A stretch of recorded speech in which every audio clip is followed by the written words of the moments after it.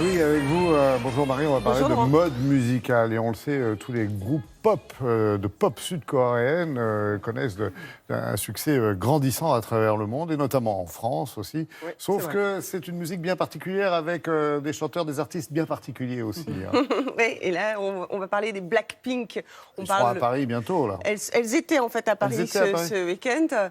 Les Blackpink, on parle beaucoup d'elles. Pourquoi? Parce qu'en fait, c'est un girls band de K-pop. La K-pop, on va juste dire ce que c'est de la pop sud-coréenne. Ça, on l'aura bien Pas compris. confondre avec la K-pop de Fiacre. Hein. D'accord. Ouf, waouh. Alors, allons-y. Et puis, Donc la K-pop qui cartonne au-delà des frontières et en l'occurrence aux États-Unis, en fait avec leur dernier titre, figurez-vous qu'elles ont vraiment battu un record, un démarrage mômes, absolument record. Ouais, elles ont même pas 20 ballets. Hein.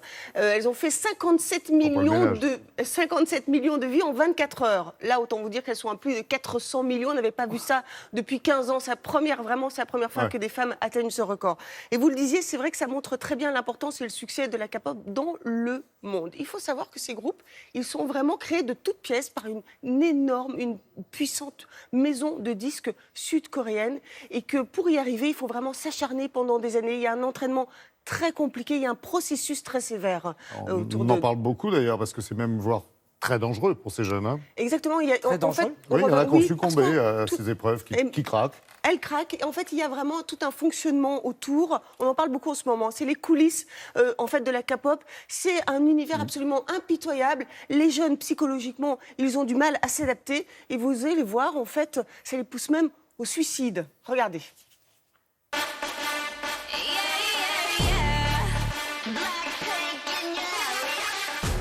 Les Blackpink, c'est un groupe féminin. Les groupes féminins sont quand même assez rares dans le milieu de la K-pop, qui est dominé par des boys bands.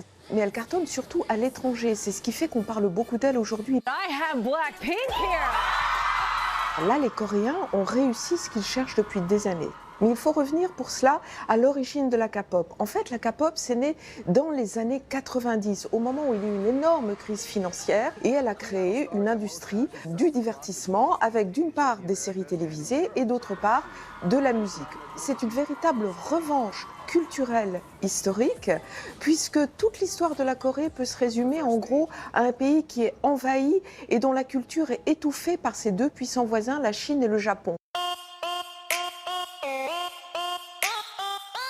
Avant que le groupe ne soit officiellement présenté à la scène, il y a au moins 5-6 ans de travail, et de travail extrêmement ardu pour ces filles qui, au fur et à mesure, sont éliminées à un rythme assez draconien. C'est un petit peu l'enfer. Le quotidien est beaucoup plus difficile. Ils ont des entraînements extrêmement durs physiquement, ils sont coupés de leur famille, ils n'ont pas le droit à la vie privée. Il faut savoir que pour les Blackpink, elles étaient 3000 dans les fameux castings. Il y en a au moins une cinquantaine qui a poursuivi les entraînements presque jusqu'au bout. Il n'y en a que 4 qui sont arrivés. Donc les autres, qui souvent en plus ont abandonné leur scolarité, se retrouvent sans rien et complètement déconnectés de la vie et finalement finissent par se suicider. Et le suicide est un des drames nationaux coréens pour la jeunesse. Mais aujourd'hui, plus dramatique que ces suicides, il y a un véritable scandale qui est en train de faire exploser la plupart des groupes de la K-pop. Récemment, vous avez un des personnage emblématique qui s'appelle Seungri, qui a été arrêté et qui se trouve au milieu d'un scandale de drogue, mais pire encore, au milieu d'un scandale sexuel. C'est pour ça qu'il est très important que le groupe Blackpink redore finalement l'image de la K-pop qui a été véritablement entachée par tous ces soupçons. Il faut savoir qu'en Corée, le mouvement MeToo n'existe pas et est simplement encore embryonnaire.